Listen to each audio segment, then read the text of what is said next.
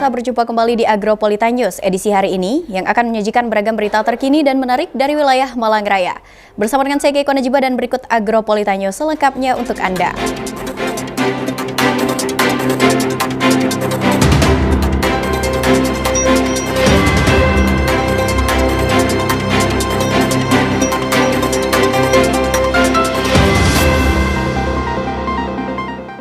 Ya, pemirsa, mengawali Agropolitan News edisi hari ini, berikutlah kami rangkum berita seputar Malang Raya dalam News 60 Detik.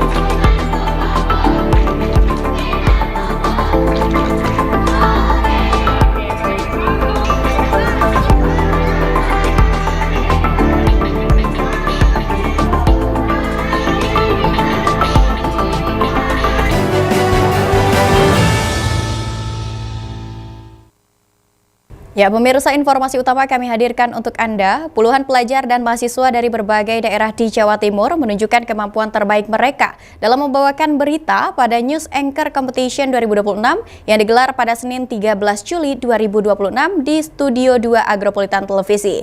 Kompetisi ini menjadi ajang bagi generasi muda untuk mengasah keterampilan public speaking, penyiaran, serta pemahaman terhadap kaidah jurnalistik di tengah pesatnya perkembangan industri media.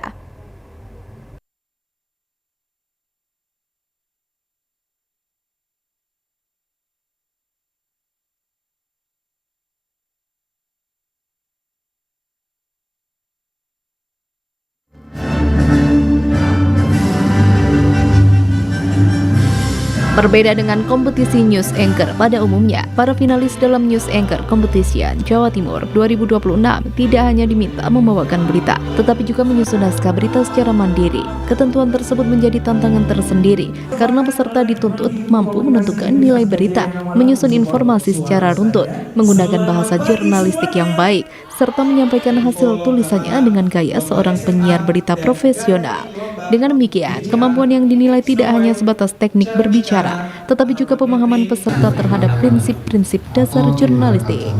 Kegiatan tersebut dihadiri oleh Kepala Bidang Informasi dan Komunikasi Publik Diskominfo Kota Batu, Ipung Setiawan, SEMM, serta Ketua Program Studi Ilmu Komunikasi Universitas Gadjah Malang, Muhammad Asnan Esos MIKOL.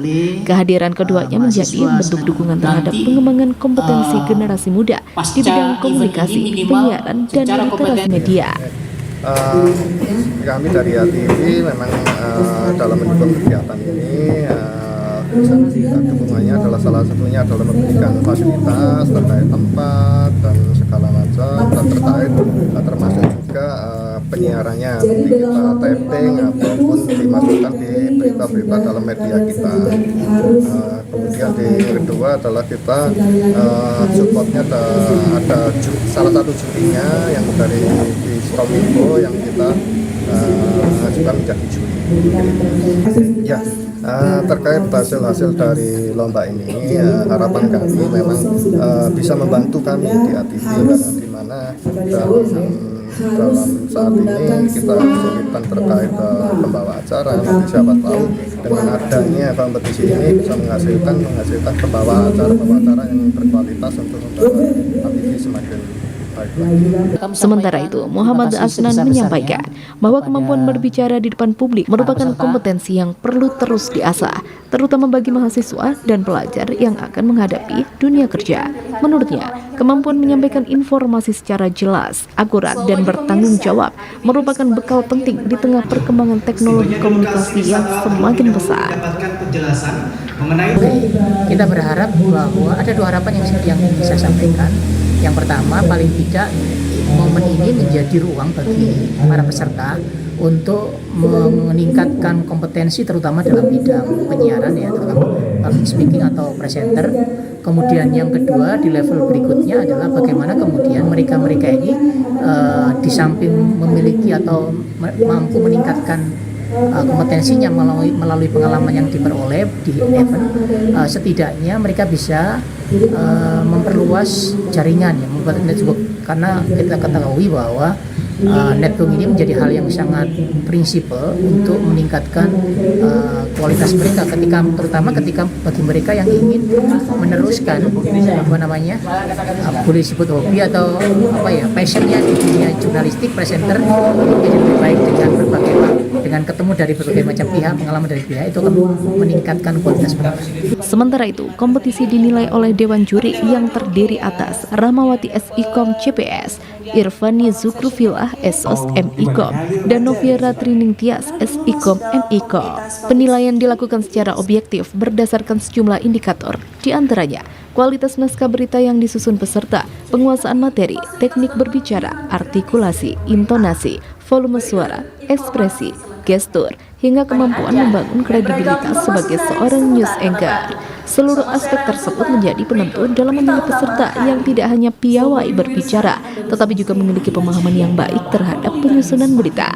Setelah melalui proses penilaian, Dewan Juri menetapkan Rahel Aurelia Silvan dari SMA Kristen Petra II Surabaya sebagai juara satu kategori SMA SMK sederajat. Posisi juara 2 diraih oleh Bunga Arsistawa dari SMA Ma'aruf NU Pandaan.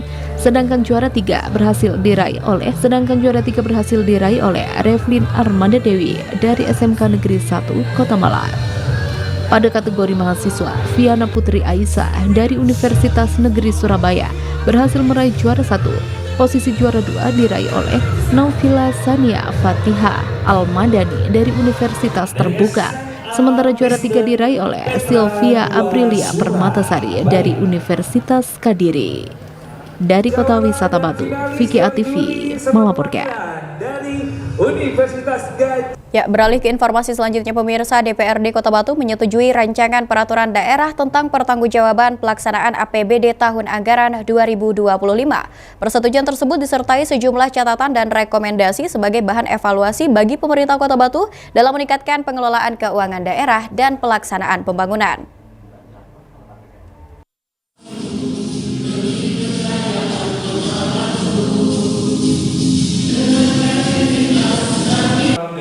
DPRD Kota Batu bersama pemerintah Kota Batu menyepakati rancangan peraturan daerah tentang pertanggungjawaban pelaksanaan APBD tahun anggaran 2025 dalam rapat paripurna yang digelar di gedung DPRD Kota Batu Senin siang. Rapat dipimpin Ketua DPRD Kota Batu Didi Subianto, didampingi Wakil Ketua Punjul Santoso dan Ludi Tanarto. Hadir pula Wali Kota Batu Nur Rohman, Wakil Wali Kota Batu Heli Suyanto, anggota DPRD, serta jajaran kepala perangkat daerah. Dalam pembahasannya, juru bicara Badan Anggaran DPRD Kota Batu, Saifuddin STP, menyampaikan sejumlah catatan strategis yang diharapkan menjadi perhatian pemerintah Kota Batu. Salah satunya berkaitan dengan optimalisasi pendapatan asli daerah atau PAD yang dinilai masih memiliki ruang untuk terus ditingkatkan, mengingat besarnya potensi sektor pariwisata dan ekonomi daerah. Selain itu, DPRD juga mendorong penguatan pendataan potensi pajak dan retribusi, peningkatan pengawasan terhadap objek pendapatan, serta percepatan digitalisasi sistem pengelolaan pendapatan agar penerimaan daerah dapat lebih optimal. DPRD turut menyoroti besarnya sisa lebih pembiayaan anggaran atau SILPA tahun anggaran 2025 yang mencapai sekitar 126,22 miliar. Kondisi tersebut menjadi evaluasi bersama agar perencanaan dan pelaksanaan program pembangunan dapat berjalan lebih efektif sehingga manfaat pembangunan dapat dirasakan masyarakat secara tepat waktu. Tak hanya itu, DPRD juga mendorong percepatan penyelesaian berbagai regulasi pendukung, mulai dari penataan villa dan homestay, pengelolaan parkir, penyesuaian tarif retribusi, hingga penyusunan rencana detail tata ruang atau RDTR sebagai upaya memperkuat pendapatan daerah. APBD Kota Batu tahun anggaran 2025 adalah sebagai berikut. Yang pertama, pendapatan daerah. Sisi pendapatan daerah ditargetkan sebesar 1.617.969.879 rupiah. Terrealisasi sebesar 1.617.969.879 Rp9.993.525.48 atau tercapai 99,20% yang terdiri dari yang pertama pendapatan asli daerah. Pendapatan asli daerah Kota Batu ditargetkan sebesar Rp302.929.879. Terrealisasi sebesar Rp302.990.192.48. Sementara itu, Wali Kota Batu Nur Rohman menyatakan siap menindaklanjuti seluruh rekomendasi DPRD sebagai bahan evaluasi untuk memperbaiki tata kelola pemerintahan. Pemerintah juga berkomitmen memperkuat koordinasi dengan DPRD, meningkatkan kualitas pengelolaan keuangan daerah, serta memastikan setiap program pembangunan memberikan manfaat nyata bagi masyarakat. Menghormati, menghargai apa yang telah menjadi catatan strategis, rekomendasi-rekomendasi penting dari DPRD. Tentu itu menjadi pedoman yang harusnya kami bisa menindaklanjuti secara konkret. Secara terbuka, saya ingin mengundang 30 anggota DPRD untuk bicara yang lebih dalam dari persoalan-persoalan yang kami hadapi bersama-sama di pemerintahan. Upaya maksimal tentu selalu kami tunaikan, kami lakukan, tapi kalaupun belum menghasilkan poin-poin penting dalam rekomendasi dari tahun ke tahun, itu saya atas nama pemerintah Kota Batu, mohon maaf. Dan ini adalah semoga ini adalah rekomendasi terakhir yang kemudian bisa diwujudkan, sehingga tahun selanjutnya itu tidak muncul lagi rekomendasi yang sama dari tahun ke tahun. Ya, kenapa rekomendasinya sama? Ya karena belum ada tindak lanjut secara konkret. Itu saya kira yang bisa saya sampaikan. Terima kasih. Pada tahun anggaran 2025, realisasi pendapatan daerah tercatat mencapai sekitar 1,92 triliun atau 99,20% dari target. Sementara realisasi belanja mencapai 1,110 triliun dengan silpa sebesar 126,22 miliar rupiah. Persetujuan Raperda Pertanggungjawaban APBD tahun anggaran 2025 menjadi penanda selesainya proses pembahasan antara eksekutif dan legislatif. Kedepan, pemerintah Kota Batu diharapkan mampu menindaklanjuti seluruh rekomendasi DPRD, mengoptimalkan potensi pendapatan asli daerah, mempercepat realisasi pembangunan, serta menekan besarnya silpa agar APBD benar-benar memberikan manfaat yang maksimal bagi kesejahteraan masyarakat Kota Batu. Dari Kota Wisata Batu, Akbar ATV melaporkan. Ya, pemirsa, pemerintah Kota Batu melalui Dinas Komunikasi dan Informatika terus bergerak meningkatkan kualitas pelayanan publik dan estetika kota. Hal tersebut ditunjukkan dengan dilaksanakannya sinergi bersama para penyedia layanan telekomunikasi di wilayah Kota Batu dan juga koordinasi lintas organisasi perangkat daerah.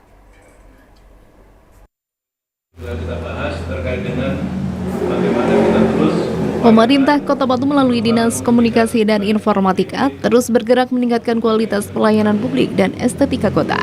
Hal tersebut ditunjukkan dengan dilaksanakannya sinergi bersama para penyedia layanan telekomunikasi di wilayah Kota Batu dan juga koordinasi lintas organisasi perangkat daerah yang ditujukan untuk penataan infrastruktur jaringan serta mendukung tata kelola kota yang lebih baik demi mewujudkan wajah kota yang lebih indah, rapi, aman, yang tentunya mendukung peningkatan kunjungan wisatawan melalui sektor pariwisata. Langkah konkret ini ditujukan untuk fokus membenahi infrastruktur telekomunikasi di wilayah Kota Batu. Untuk fokus pembenahan, hal tersebut telah dilaksanakan koordinasi dengan seluruh provider. Dengan hasil, seluruh provider menyatakan komitmen dalam mendukung program penataan kabel serta perapian jaringan, termasuk kesiapan dalam menangani adat masyarakat secara responsif dan berkelanjutan, Selanjutnya, Dinas Komunikasi dan Informatika juga melaksanakan koordinasi dengan berbagai dinas terkait. Salah satunya dengan melaksanakan koordinasi teknis dengan Dinas Komunikasi dan Informatika Kota Surabaya. Dengan fokus utama adalah mempelajari tata kelola kabel udara, telekomunikasi, dan informasi agar lebih terorganisir. Cakupan layanan telekomunikasi saat ini telah hampir menjangkau seluruh wilayah di Kota Batu dengan upaya peningkatan kualitas layanan yang terus dilakukan.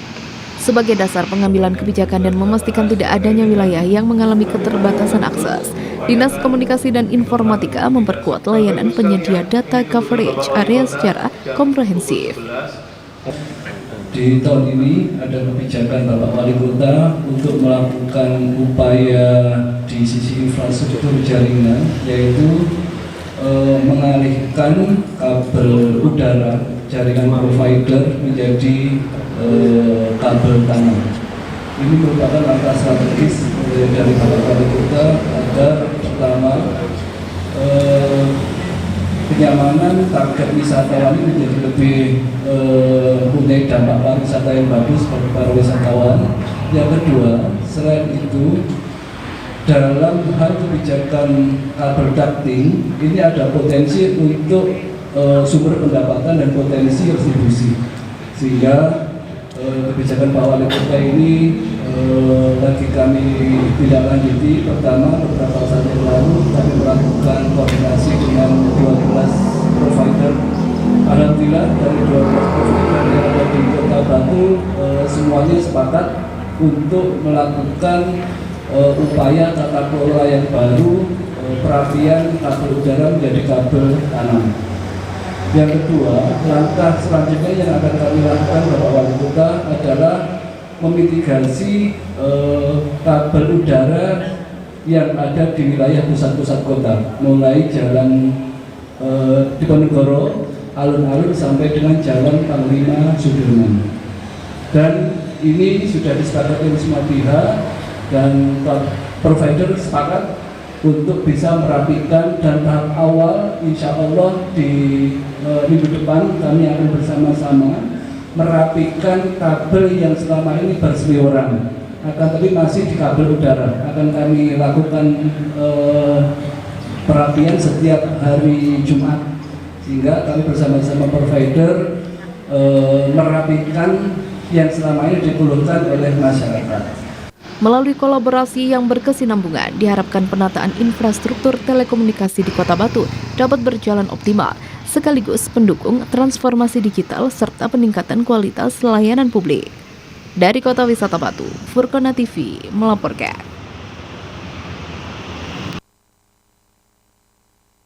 Ya, pemirsa, beragam informasi menarik dan aktual lainnya masih akan kami sajikan usai jeda pariwara yang satu ini, dan tetaplah bersama kami di Agronews.